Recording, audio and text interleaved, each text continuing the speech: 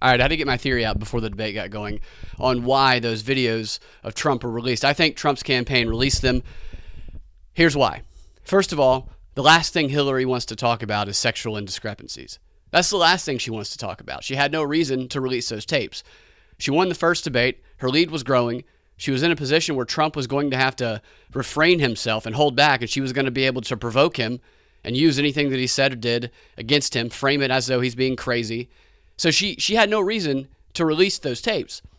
Any conversation about sexual indiscrepancies opens the door to a conversation about the allegations that Bill Clinton is a rapist, the allegations that Hillary Clinton bullied and silenced his victims, the connections that the Clintons have and the Clinton Foundation has with a prolific pedophile, the leader of an international underage sex trafficking ring. Those are all subjects of conversation that Hillary works really, really hard to make sure that nobody can bring up without being silenced.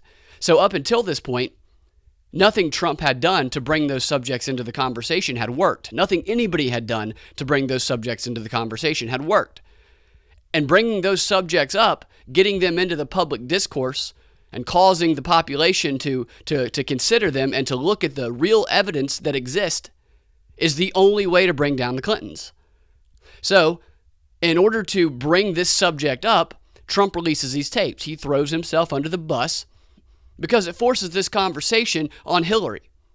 Now, it might not lead to those other subjects, but the subject of sexual indiscrepancies is going to be brought up by the moderator. It's going to possibly be brought up by someone who asks a question, if they actually allow people to ask real questions. And the topic is going to be forced on Hillary. And it's going to be done so in a way where Trump is not on the attack.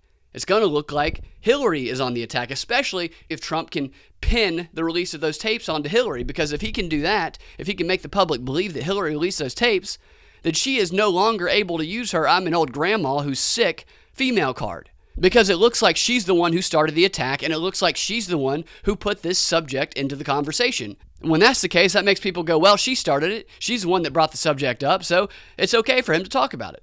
This is a strategy to try to bring those subjects that Hillary does not want to talk about into the conversation, because from Trump's perspective, if the general public is made aware of the criminal activity and the real evidence that exists that is attached to the Clintons, who they really are, that is more repulsive than what Trump said on that video. And that's what undecided voters are looking at. They're looking at who repulses them the least. Which one do you want? Do you want the guy who talked about grabbing the,